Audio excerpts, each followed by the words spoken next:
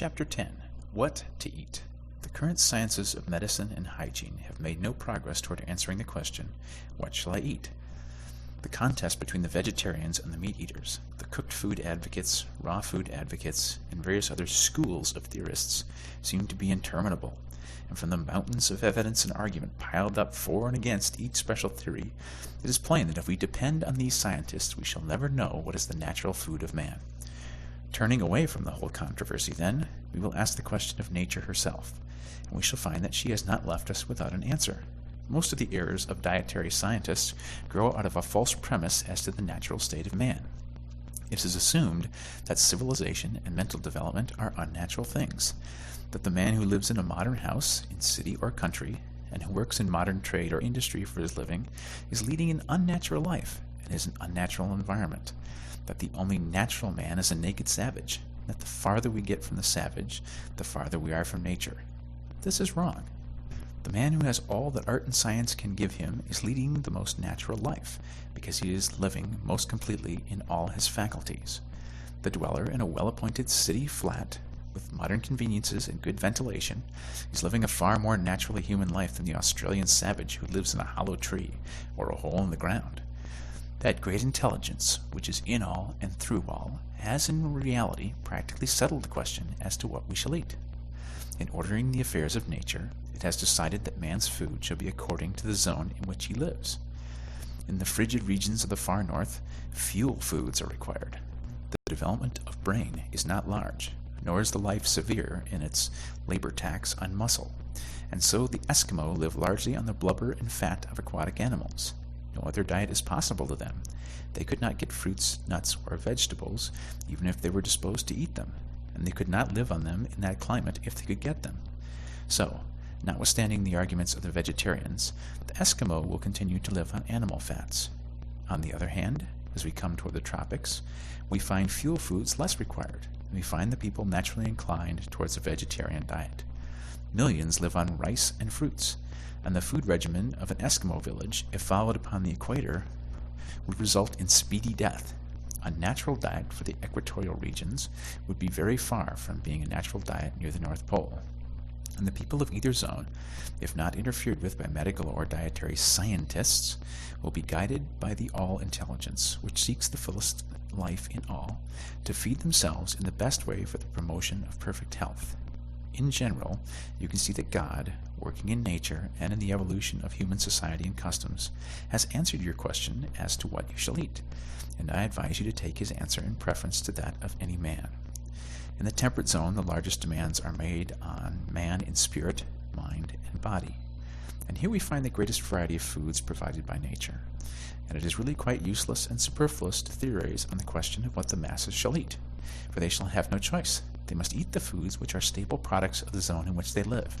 It is impossible to supply all the people with a nut and fruit or raw food diet, and the fact that it is impossible is proof positive that these are not the foods intended by nature.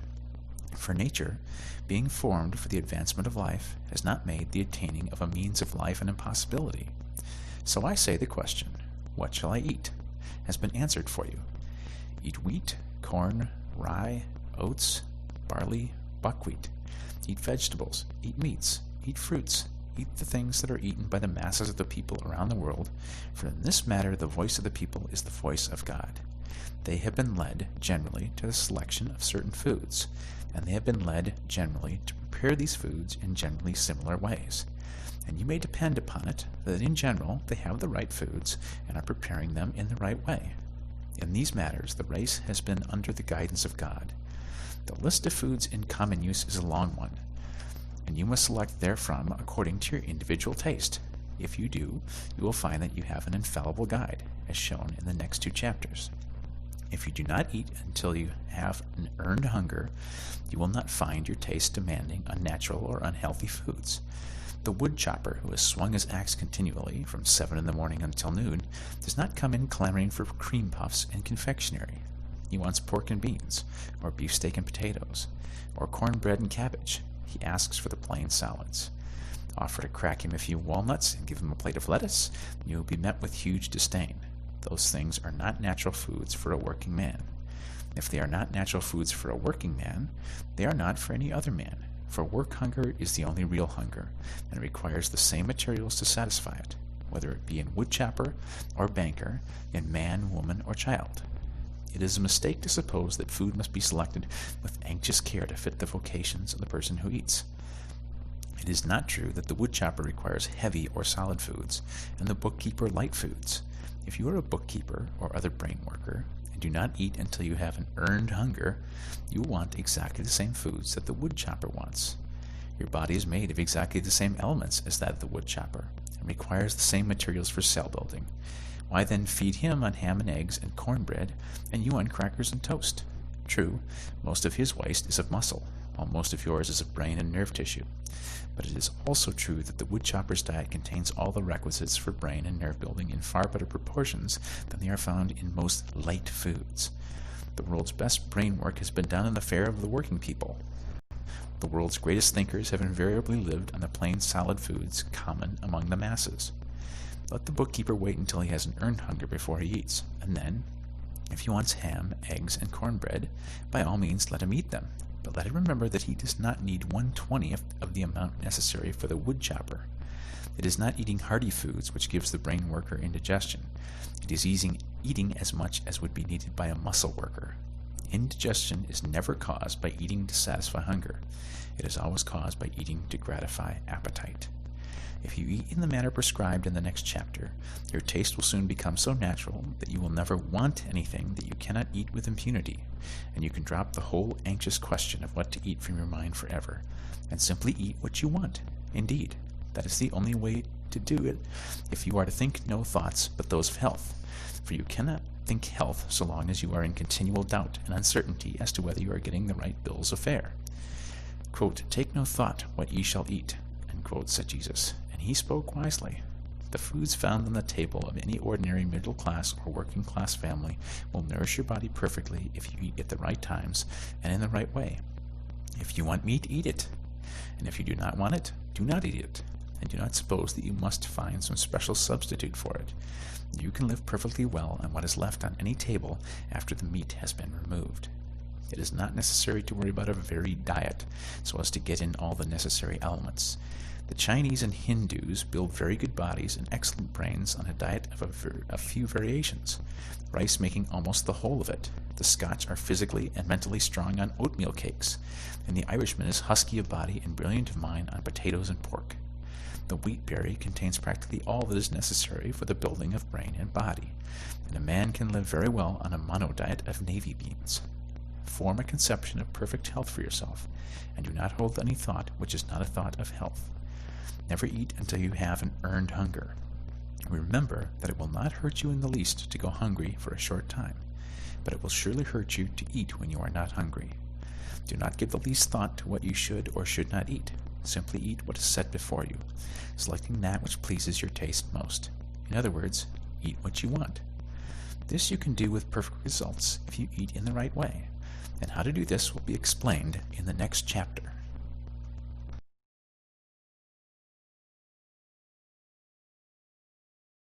Chapter 11. How to Eat. It is a settled fact that man naturally chews his food.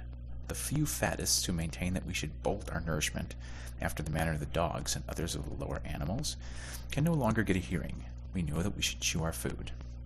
If it is natural that we should chew our food, the more thoroughly we chew it, the more completely natural the process must be.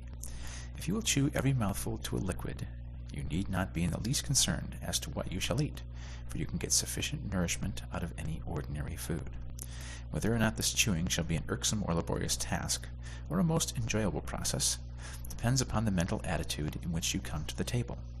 If your mind and attitude are on other things, or if you are anxious or worried about business or domestic affairs, you will find it almost impossible to eat without bolting more or less of your food.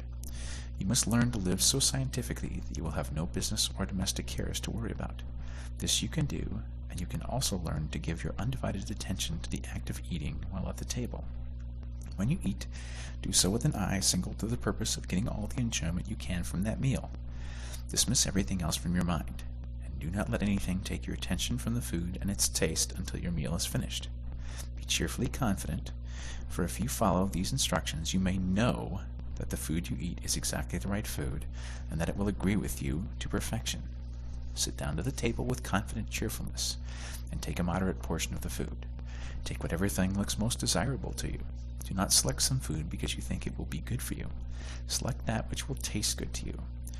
If you are to get well and stay well, you must drop the idea of doing things because they are good for your health, and do things because you want to do them. Select the food you want most. Gratefully give thanks to God that you have learned how to eat it in such a way that digestion should be perfect, and take a moderate mouthful of it. Do not fix your attention on the act of chewing. Fix it on the taste of the food, and taste and enjoy it until it is reduced to a liquid state and passes down your throat by involuntary swallowing. No matter how long it takes, do not think of the time. Think of the taste. Do not allow your eyes to wander over the table, speculating as to what you shall eat next. Do not worry for fear that there is not enough, and that you will not get your share of everything. Do not anticipate the taste of the next thing. Keep your mind centered on the taste of what you have in your mouth, and that is all of it. Scientific and healthful eating is a delightful process after you have learned how to do it, and after you have overcome the bad old habit of gobbling down your food unchewed. It is best not to have too much conversation going on while eating. Be cheerful but not talkative. Do the talking afterward. In most cases, some use of the will is required to form the habit of correct eating. The bolting habit is an unnatural one, and is without doubt mostly the result of fear. Fear that we will be robbed of our food. Fear that we will not get our share of the good things. Fear that we will lose precious time. These are the causes of haste. Then there is anticipation of the dainties that are to come for dessert, and the consequent desire to get at them as quickly as possible. And there is mental abstraction, or thinking of other matters while eating. All of these must be overcome. When you find that your mind is wandering, call a halt. Think for a moment of the food, and of how good it tastes, of the perfect digestion and assimilation that are going to follow the meal. And begin again. Begin again and again, though you must do so 20 times in the course of a single meal. And again, though you must do so every meal for weeks and months. It is perfectly certain that you can form the Fletcher habit if you persevere. And when you have formed it, you will experience a healthful pleasure you have never known. This is a vital point, and I must not leave it until I have thoroughly impressed it upon your mind. Given the right materials, perfectly prepared, the principle of health will positively build you a perfectly healthy body, and you cannot prepare the materials perfectly in any other way than the one I am describing. If you are to have perfect health, you must eat in just this way. You can, and in doing of it is only a matter of a little perseverance. What use for you to talk of mental control unless you will govern yourself in so simple a manner as ceasing to bolt your food? What use to talk of concentration unless you can keep your mind on the act of eating for so short a space as 15 or 20 minutes, especially with all the pleasures of taste to help you? Go on and conquer. In a few weeks or months, as the case may be, you will find the habit of scientifically eating becoming fixed, and soon you will be in so splendid a condition, mentally and physically, that nothing would induce you to return to the bad old way. We have seen that if man will think only thoughts of perfect health, his internal functions will be performed in a healthy manner. And we have seen that in order to think thoughts of health, man must perform the voluntary functions in a healthy manner. The most important of the voluntary functions is that of eating, and we see, so far, no special difficulty in eating in a perfectly healthy way. I will here summarize the instructions as to when to eat, what to eat, and how to eat, with the reasons therefore. Never eat until you have an earned hunger, no matter how long you go without food. This is based on the fact that whenever food is needed in the system, if there is power to digest it, the subconscious mind announces the need by the sensation of hunger. Learn to distinguish between genuine hunger and the gnawing and craving sensations caused by unnatural appetite. Hunger is never a disagreeable feeling, accompanied by weakness, faintness, or gnawing feelings in the stomach. It is a pleasant, anticipatory desire for food, and it is felt mostly in the mouth and throat. It does not come at certain hours or at stated intervals. It only comes when the subconscious mind is ready to receive, digest, and assimilate food. Eat whatever foods you want, making your selection from the staples in general use in the zone in which you live. The Supreme Intelligence has guided man to the selection of these foods, and they are the right ones for all. I am referring, of course, to the foods which are taken to satisfy hunger, not to those which have been contrived merely to gratify appetite or perverted taste. The instinct which has guided the masses of men to make use of these great staples of food to satisfy their hunger is a divine one. God has made no mistake. If you eat these foods, you will not go wrong. Eat your food with cheerful confidence, and get all the pleasure that is to be had from the taste of every mouthful. Chew each morsel to a liquid, keeping your attention fixed on the enjoyment of the process. This is the only way to eat in a perfectly complete and successful manner. And when anything is done in a completely successful manner, the general result cannot be a failure. In the attainment of health, the law is the same as in the attainment of riches. If you make each act a success in itself, the sum of all your acts must be success. When you eat in the mental attitude I have described, and in the manner I have described, nothing can be added to the process. It is done in a perfect manner, and it is successfully done.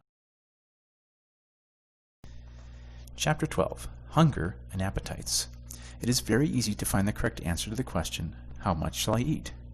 You are never to eat until you have an earned hunger, and you are to stop eating the instant you begin to feel that your hunger is abating. Never gorge yourself. Never eat to repletion. When you begin to feel that your hunger is satisfied, know that you have enough, for until you have enough, you will continue to feel the sensation of hunger. If you eat as directed in the last chapter, it is probable that you will begin to feel satisfied before you have taken half your usual amount, but stop there, all the same. No matter how delightfully attractive the dessert, or how tempting the pie or pudding, do not eat a mouthful of it if you find that your hunger has been in the least degree assuaged by the other foods you have taken. Whatever you eat after your hunger begins to abate is taken to gratify taste and appetite, not hunger, and is not called for by nature at all. It is therefore excess, mere debauchery, and it cannot fail to work mischief. This is a point you will need to watch with nice discrimination, for the habit of eating purely for sensual gratification is very deeply rooted with most of us. The usual dessert of sweet and tempting foods is prepared solely with a view of inducing people to eat after hunger has been satisfied, and all the effects are evil. It is not that pie or cake are unwholesome foods. They are usually perfectly wholesome if eaten to satisfy hunger, and not to gratify appetite. If you want pie, cake, pastry, or puddings, it is better to begin your meal with them, finishing with the plainer and less tasty foods. You will find, however, that if you eat as directed in the preceding chapters, the plainest food will soon come to taste like kingly fare to you, for your sense of taste, like all your other senses, will become so acute with the general improvement in your condition that you will find new delights in common things. No glutton ever enjoyed a meal like the man who eats for hunger only, who gets the most out of every mouthful, and who stops on the instant that he feels the edge taken from his hunger. The first intimation that hunger is abating is the signal from the subconscious mind that it is time to quit. The average person who takes up this plan of living will be greatly surprised to learn how little food is really required to keep the body in perfect condition. The amount depends upon the work, upon how much muscular exercise is taken, and upon the extent to which the person is exposed to cold. The woodchopper, who goes into the forest in the wintertime and swings his axe all day, can eat 2 full meals, but the brain worker who sits all day on a chair in a warm room does not need 1/3, and often not 1/10 as much. Most woodchoppers eat 2 or 3 times as much, and most brain workers from 3 to 10 times as much as nature calls for, and the elimination of this vast amount of surplus rubbish from their systems is a tax on the vital power which in time depletes their energy and leaves them an easy prey to so-called disease. Get all possible enjoyment out of the taste of your food, but never eat anything merely because it tastes good, and on the instant that you feel that your hunger is less keen, stop eating. If you will consider it for a moment, you will see that there is positively no other way for you to settle these various food questions than by adopting the plan here laid down for you. As to the proper time to eat, there is no other way to decide than to say that you should eat whenever you have an earned hunger. It is a self-evident proposition that that is the right time to eat, and the other is a wrong time to eat. As to what to eat, the eternal wisdom has decided that the masses of men shall eat the staple products of the zones in which they live.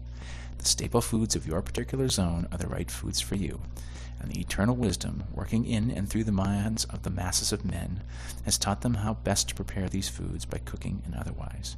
And as to how to eat, you know that you must chew your food, and if it must be chewed, then reason tells us that the more thorough and perfect the operation, the better.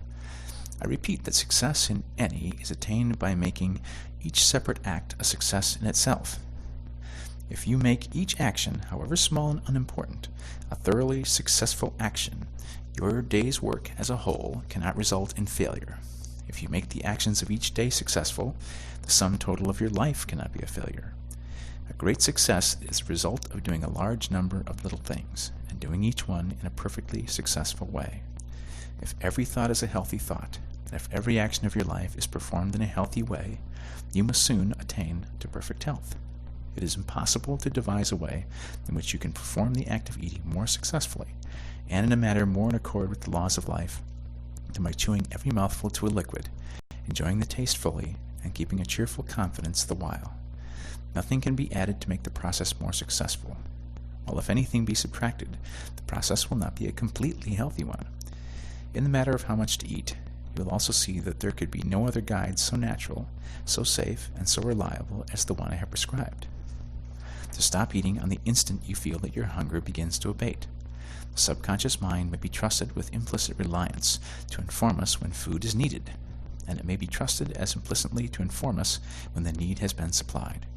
If all food is eaten for hunger, and no food is taken merely to gratify taste, you will never eat too much, and if you eat whenever you have an earned hunger, you will always eat enough.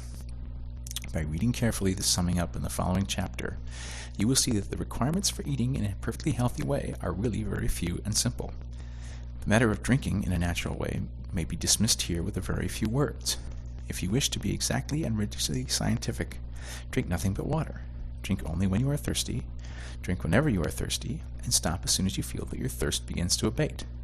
But if you are living rightly in regard to eating, it will not be necessary to practice asceticism or great self-denial in the matter of drinking. You can take an occasional cup of weak coffee without harm. You can, to a reasonable extent, follow the customs of those around you.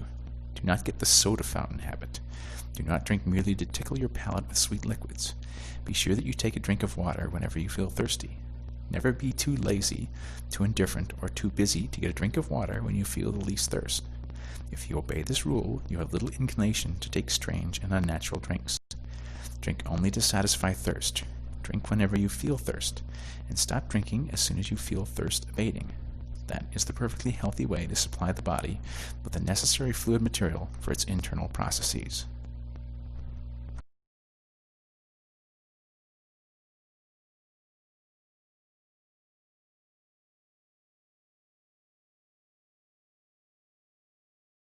Chapter 13. In a nutshell. There is a cosmic life which permeates, penetrates, and fills the interspaces of the universe, being in and through all things. This life is not merely a vibration or form of energy. It is a living substance. All things are made from it. It is all, and in all. This substance thinks, and it assumes the form of that which it thinks about. The thought of a form in this substance creates the form. The thought of a motion institutes the motion. The visible universe, with all its forms and motions, exists because it is in the thought of original substance. Man is a form of original substance, and can think original thoughts, and within himself man's thoughts have controlling or formative power. The thought of a condition produces that condition. The thought of a motion institutes that motion. So long as man thinks of the conditions and motions of disease, so long will the conditions and motions of disease exist within him. If man will think only of perfect health, the principle of health within him will maintain normal conditions. To be well, man must form a conception of perfect health, and hold thoughts harmonious with that conception as regards himself and all things. He must think only of healthy conditions and functioning. He must not permit a thought of unhealthy or abnormal conditions or functioning to find lodgment in his mind at any time.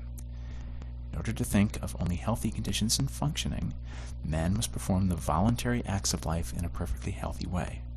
He cannot think perfect health so long as he knows that he is living in a wrong or unhealthy way, or even so long as he has doubts as to whether he is living in a healthy way. Man cannot think thoughts of perfect health while his voluntary functions are performed in the manner of one who is sick. The voluntary functions of life are eating, drinking, breathing, and sleeping. When man thinks only of healthy conditions and functioning, and performs these externals in a perfectly healthy manner, he must have perfect health. In eating, man must learn to be guided by his hunger. He must distinguish between hunger and appetite, and between hunger and the cravings of habit. He must never eat unless he feels an earned hunger. He must learn that genuine hunger is never present after natural sleep, and that the demand for an early morning meal is purely a matter of habit and appetite, and he must not begin his day by eating in violation of natural law. He must wait until he has an earned hunger, which, in most cases, will make his first meal come at about the noon hour. No matter what his condition, vocation, or circumstances, he must make it his rule not to eat unless he has an earned hunger, and he may remember that it is far better to fast for several hours after he has become hungry than to eat before he begins to feel hunger. It will not hurt you to go hungry for a few hours, even though you are working hard, but it will hurt you to fill your stomach when you are not hungry, whether you are working or not. If you never eat until you have an earned hunger, you may be certain that in so far as the time of eating is concerned, you are proceeding in a perfectly healthy way. This is a self-evident proposition. As to what he shall eat, man must be guided by that intelligence which has arranged that the people of any given portion of the earth's surface must live on the staple products of the zone which they inhabit. Have faith in God and ignore food science of every kind. Do not pay the slightest attention to the controversies as to the relative merits of cooked and raw foods, of vegetables and meats, or as to your need for carbohydrates and proteids. Eat only when you have an earned hunger, and then take the common foods of the masses of the people in the zone in which you live, and have perfect confidence that the results will be good. They will be. Do not seek for luxuries, or for things imported or fixed up to tempt the taste. Stick to the plain foods, and when these do not taste good, fast until they do. Do not seek for light foods, for easily digestible or healthy foods. Eat what the farmers and working men eat. Then you will be functioning in a perfectly healthy manner, so far as what to eat is concerned. I repeat, if you have no hunger or taste for the plain foods, do not eat at all. Wait until hunger comes. Go without eating until the plainest food tastes good to you, and then begin your meal with what you like best. In deciding how to eat, man must be guided by reason. We can see that the abnormal states of hurry and worry produced by wrong thinking about business and similar things have led us to form the habit of eating too fast and chewing too little. Reason tells us that food should be chewed, that the more thoroughly it is chewed, the better it is prepared for the chemistry of digestion. Furthermore, we can see that the man who eats slowly and chews his food to a liquid, keeping his mind on the process and giving it his undivided attention, will enjoy more of the pleasure of taste than he who bolts his food with his mind on something else. To eat in a perfectly healthy manner, man must concentrate his attention on the act with cheerful enjoyment and confidence. He must taste his food, and he must reduce each mouthful to a liquid before swallowing it. The foregoing instructions, if followed, make the functioning of eating completely perfect. Nothing can be added as to what, when, and how. In the matter of how much to eat, man must be guided by the same inward intelligence or principle of health, which tells him when food is wanted. He must stop eating in the moment that he feels hunger abating. He must not eat beyond this point to gratify taste. If he ceases to eat in the instant that the inward demand for food ceases, he will never overeat, and the function of supplying the body with food will be performed in a perfectly healthy manner. The matter of eating naturally is a very simple one. There is nothing in all the foregoing that cannot be easily practiced by anyone. This method, put in practice, will infallibly result in perfect digestion and assimilation, and all anxiety and careful thought concerning the matter can at once be dropped from the mind. Whenever you have an earned hunger, eat with thankfulness what is set before you, chewing each mouthful to a liquid, and stopping when you feel the edge taken from your hunger. The importance of the mental attitude is sufficient to justify an additional word. While you are eating, as at all other times, think only of healthy conditions and normal functioning. Enjoy what you eat. If you carry on a conversation at the table, talk of the goodness of the food, of the pleasure it is giving you. Never mention that you dislike this or that. Speak only of those things which you like. Never discuss the wholesomeness or unwholesomeness of foods. Never mention or think of unwholesomeness at all. If there is anything on the table for which you do not care, pass it by in silence, or with a word of commendation. Never criticize or object to anything. Eat your food with gladness and with singleness of heart, praising God and giving thanks. Let your watchword be perseverance. Whenever you fall into the old way of hasty eating, or of wrong thought and speech, bring yourself up short and begin again. It is of the most vital importance to you that you should be a self-controlling and self-directing person. and you can never hope to become so unless you can master yourself in so simple and fundamental a matter as the manner and method of your eating.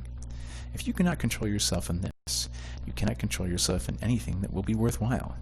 On the other hand, if you carry out the foregoing instructions, you may rest in the assurance that insofar as right thinking and right eating are concerned, you are living in a perfectly scientific way. Chapter 14.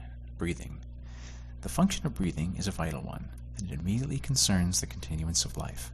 We can live many hours without sleeping, and many days without eating or drinking, but only a few minutes without breathing. The act of breathing is involuntary, but the manner of it, and the provision of the proper conditions for its healthy performance, falls within the scope of volition. Man will continue to breathe involuntarily, but he can voluntarily determine what he shall breathe, and how deep and thoroughly he shall breathe, and he can, of his own volition, keep the physical mechanism in condition for the perfect performance of the function. It is essential, if you wish to breathe in a perfectly healthy way, that the physical machinery used in the act should be kept in good condition. You must keep your spine moderately straight, and the muscles of your chest must be flexible and free in action. You cannot breathe in the right way if your shoulders are greatly stooped forward and your chest hollow and rigid. Sitting or standing at work in a slightly stooping position tends to produce hollow chest. So does lifting heavy weights, or light weights. The tendency of work, of almost all kinds, is to pull the shoulders forward, curve the spine, and flatten the chest. If the chest is greatly flattened, full and deep breathing become impossible, and perfect health is out of the question. Various gymnastic exercises have been devised to counteract the effect of stooping while at work, such as hanging by the hands from a swing or trapeze bar, or sitting on a chair with the feet under some heavy article of furniture and bending backward until the head touches the floor, and so on. All these are good enough in their way, but very few people will follow them long enough and regularly enough to accomplish any real gain in physique. The taking of health exercises of any kind is burdensome and unnecessary. There is a more natural, simpler, and much better way. This better way is to keep yourself straight and to breathe deeply. Let your mental conception of yourself be that you are a perfectly straight person, and whenever the matter comes to your mind, be sure that you instantly expand your chest, throw back your shoulders, and straighten up. Whenever you do this, slowly draw in your breath until you fill your lungs to their utmost capacity. Crowd in all the air you possibly can, and while holding it in for an instant in the lungs, throw your shoulders back still further, and stretch your chest. At the same time, try to pull your spine forward between the shoulders. Then let the air go easily. This is the one great exercise for keeping the chest full, flexible, and in good condition. Straighten up, fill your lungs full, stretch your chest and straighten your spine, and exhale easily. And this exercise you must repeat in season and out of season, at all times and in all places, until you form a habit of doing it. You can easily do so. Whenever you step out of doors into the fresh, pure air, breathe. When you are at work and think of yourself and your position, breathe. When you are in company and are reminded of the matter, breathe. When you are awake in the night, breathe. No matter where you are or what you are doing, whenever the idea comes to your mind, straighten up and breathe. If you walk to and from your work, take the exercise all the way. It will soon become a delight to you, and you will keep it up. Not for the sake of health, but as a matter of pleasure. Do not consider this a health exercise. Never take health exercises or do gymnastics to make you well. To do so is to recognize sickness as a present fact or as a possibility, which is precisely what you must not do. The people who are always taking exercises for their health are always thinking about being sick. It ought to be a matter of pride with you to keep your spine straight and strong, as much so as it is to keep your face clean. Keep your spine straight and your chest full and flexible for the same reason that you keep your hands clean and your nails manicured, because it is slovenly to do otherwise. Do it without a thought of sickness present or possible. You must either be crooked and unsightly, or you must be straight. And if you are straight, your breathing will take care of itself. You will find the matter of health exercises referred to again in a future chapter. It is essential, however, that you should breathe air. It appears to be the intention of nature that the lungs should receive air containing its regular percentage of oxygen, and not greatly contaminated by other gases or by filth of any kind. Do not allow yourself to think that you are compelled to live or work where the air is not fit to breathe. If your house cannot be properly ventilated, move. And if you are employed where the air is bad, get another job. You can by practicing the methods given in the preceding volume of this series, The Science of Getting Rich. If no one would consent to work in bad air, employers would speedily see to it that all workrooms were properly ventilated. The worst air is that from which the oxygen has been exhausted by breathing, as that of churches and theaters where crowds of people congregate and the outlet and supply of air are poor. Next to this is air containing other gases than oxygen and hydrogen, sewer gas, and the effluvium from decaying things. Air that is heavily charged with dust or other particles of organic matter may be endured better than any of these. Small particles of organic matter other than food are generally thrown off from the lungs, but gases go into the blood. I speak advisedly when I say other than food. Air is largely a food. It is the most thoroughly alive thing we take into the body. Every breath carries in millions of microbes, many of which are assimilated. The odors from earth, grass, tree, flower, plant, and from cooked foods are foods in themselves.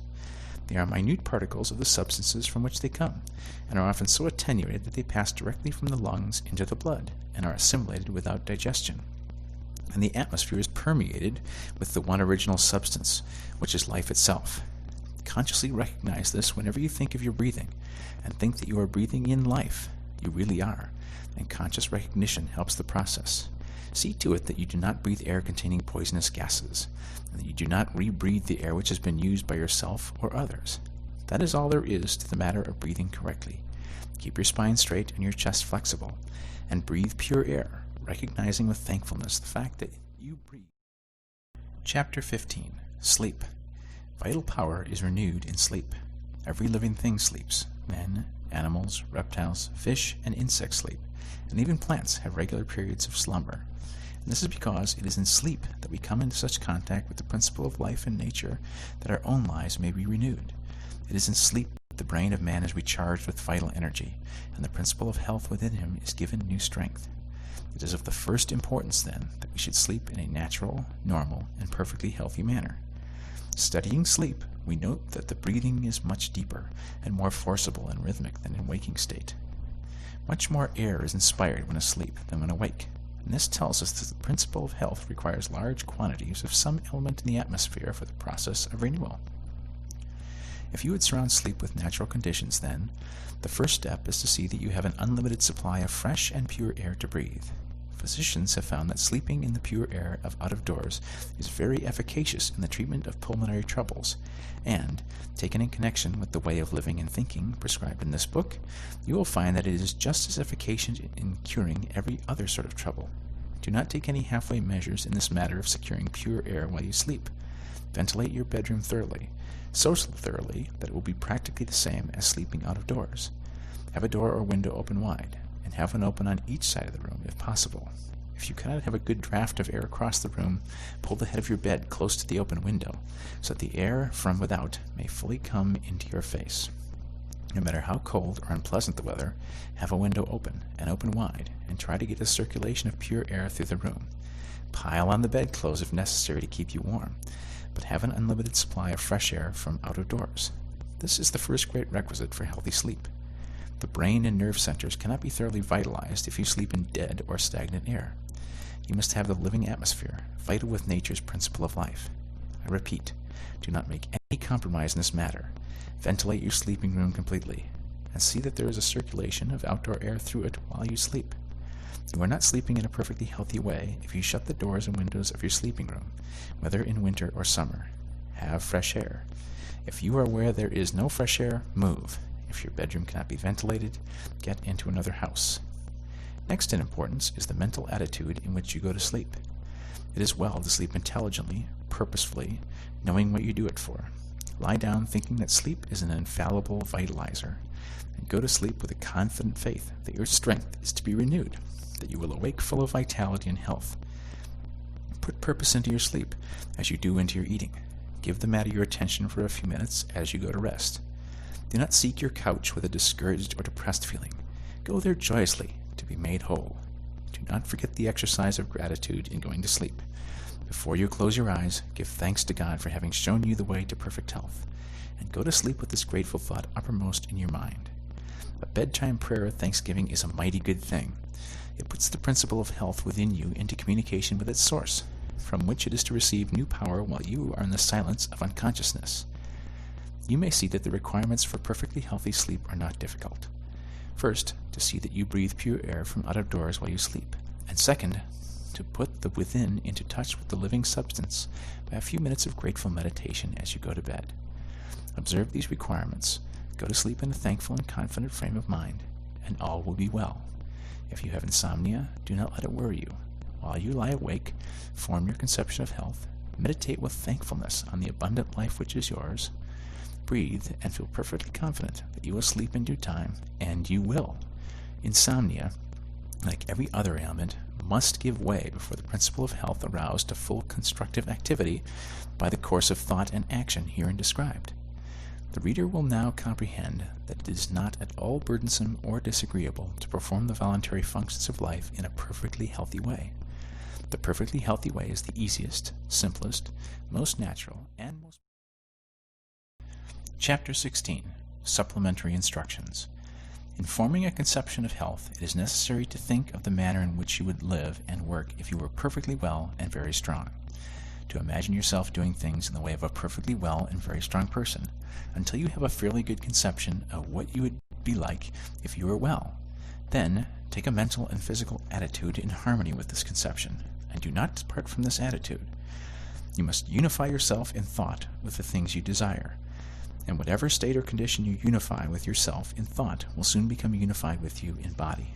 The scientific way is to sever relationships with everything you do not want, and to enter into relation with everything you do want.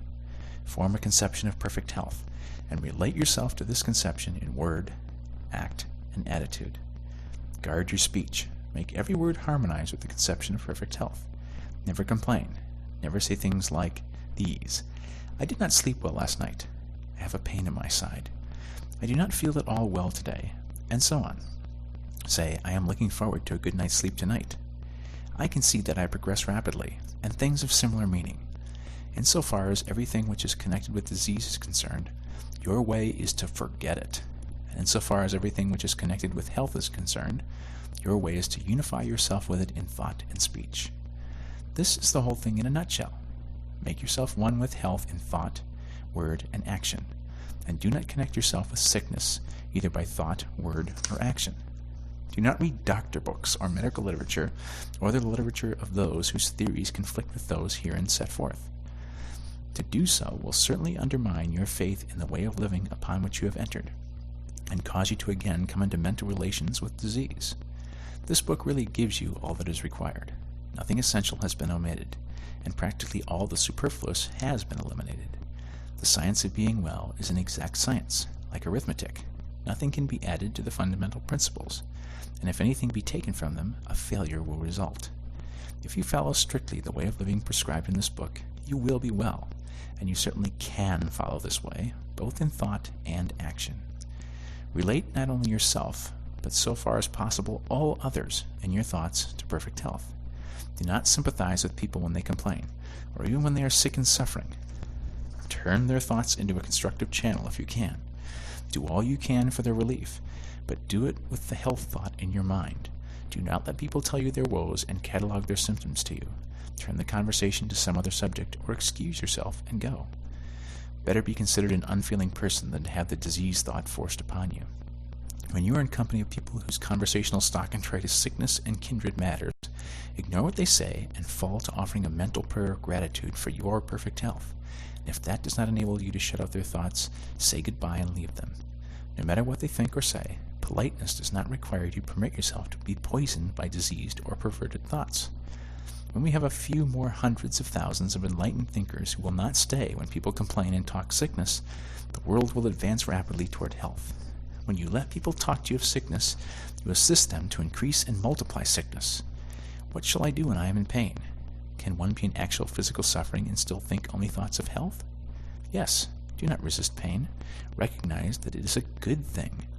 Pain is caused by an effort of the principle of health to overcome some unnatural condition.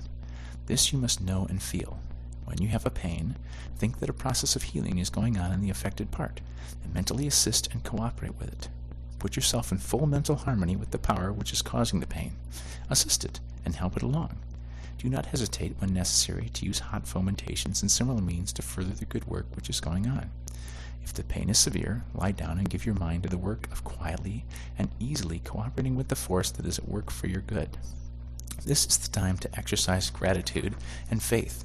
Be thankful for the power of health which is causing the pain, and be certain that the pain will cease as soon as the good work is done. Fix your thoughts with confidence on the principle of health which is making such conditions within you that pain will soon be unnecessary. You will be surprised to find how easily you can conquer pain. And after you have lived for a time in this scientific way, pains and aches will be things unknown to you. What shall I do when I am too weak for my work? Shall I drive myself beyond my strength, trusting in God to support me? Shall I go on like the runner, expecting a second wind? No, better not. When you begin to live in this way, you will probably not be of normal strength, and you will gradually pass from a low physical condition to a higher one. If you relate yourself mentally with health and strength, and perform the voluntary functions of life in a perfectly healthy manner, your strength will increase from day to day. But for a time you may have days when your strength is insufficient for the work you would like to do. At such times rest and exercise gratitude. Recognize the fact that your strength is growing rapidly, and feel a deep thankfulness to the living one from whom it comes. Spend an hour of weakness in thanksgiving and rest, with full faith that great strength is at hand, and then get up and go on again. While you rest, do not think of your present weakness. Think of the strength that is coming.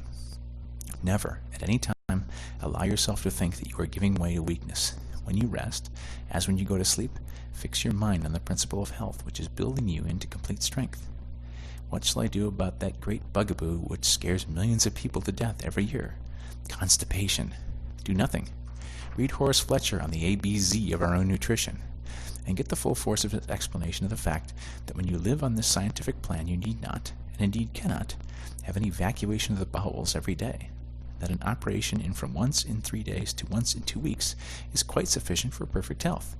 The gross feeders who eat from 3 to 10 times as much as can be utilized in their systems have a great amount of waste to eliminate. But if you live in the manner we have described, it will be otherwise for you.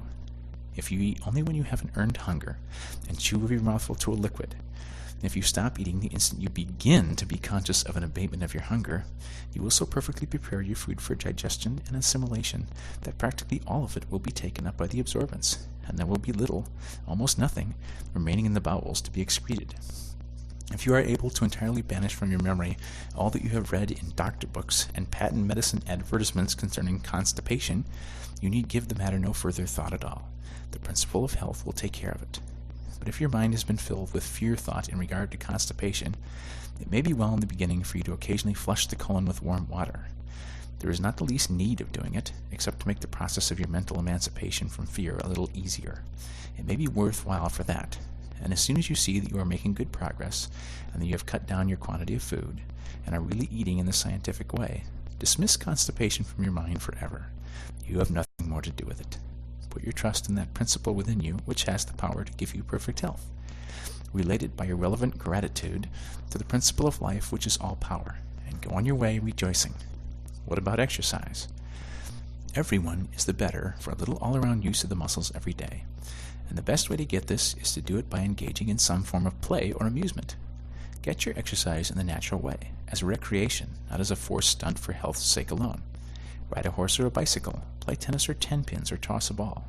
Have some avocation like gardening in which you can spend an hour every day with pleasure and profit. There are 1,000 ways in which you can get exercise enough to keep your body supple and your circulation good, and yet not fall into the rut of exercising for your health. Exercise for fun or profit. Exercise because you are too healthy to sit still, or not because you wish to become healthy or remain so. Are long continued fasts necessary? Seldom, if ever. The principle of health does not require 20, 30, or 40 days to get ready for action. Under normal conditions, hunger will come in much less time. In most long fasts, the reason hunger does not come sooner is because it has been inhibited by the patient himself. He begins the fast with the fear, if not actually with the hope, that it will be many days before hunger comes. The literature he has read on the subject has prepared him to expect a long fast, and he is grimly determined to go to a finish, let the time be as long as it will. And the subconscious mind, under the influence of powerful and positive suggestion, suspends hunger. When, for any reason, nature takes away your hunger, go cheerfully on with your usual work, and do not eat until she gives it back. No matter if it is 2, 3, 10 days or longer, you may be perfectly sure that when it is time for you to eat, you will be hungry. If you are cheerfully confident and keep your faith in health, you will suffer from no weakness or discomfort caused by abstinence. When you are not hungry, you will feel stronger, happier, and more comfortable if you do not eat than if you do eat, no matter how long the fast. And if you live in the scientific way described in this book, you will never have to take long fasts. You will seldom miss a meal. And you will enjoy your meals more than ever before in your life. Get an earned hunger before you eat, and whenever you get in. Chapter 17. A Summary of the Science of Being Well. Health is perfectly natural functioning, normal living. There is a principle of life in the universe. It is the living substance from which all things are made. This living substance permeates, penetrates, and fills the interspaces of the universe. In its invisible state, it is in and through all forms, and yet all forms are made of it. To illustrate, suppose that a very fine and highly diffusible aqueous vapor should permeate and penetrate a block of ice. The ice is formed from living water, and is living water in form, while the vapor is also living water, unformed and permeating a form made from itself. This illustration will explain how living substance permeates all forms made from it. All life comes from it, and it is all the life there is. This universal substance is a thinking substance, and takes the form of its thought. The thought of a form held by it creates the form, and the thought of a motion creates the motion. It cannot help thinking, and so is forever creating, and it must move on towards fuller and more complete expression of itself. This means toward more complete life and more perfect functioning, and that means toward perfect health. The power of the living substance must always be exerted toward perfect health. It is a force in all things making for perfect functioning. All things are permeated by a power which makes for health. Man can relate himself to this power and ally himself with it. He can also separate himself from it in his thoughts. Man is a form of this living substance, and has within him a principle of health. This principle of health, when in full constructive activity, causes all the involuntary function of man's body to be perfectly performed. Man is a thinking substance, permeating a visible body, and the processes of his body are controlled by his thought. When man thinks only thoughts of perfect health, the internal processes of his body will be those of perfect health. Man's first step toward perfect health must be to form the conception of himself as perfectly healthy, and is doing all things in the way and manner of a perfectly healthy person. Having formed this conception, he must relate himself to it in all his thoughts, and sever all thought relations with disease and weakness. If he does this, and thinks his thoughts of health with positive faith, man will cause the principle of health within him to become constructively active, and to heal all his diseases. He can receive additional power from the universal principle of life by faith, and he can acquire faith by looking to this principle of life with reverent gratitude for the health it gives him.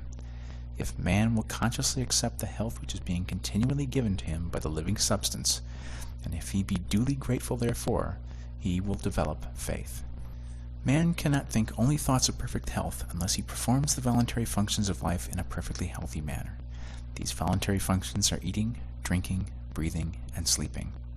If man thinks only thoughts of health, has faith in health, and eats, drinks, breathes, and sleeps in a perfectly healthy way, he must have perfect health.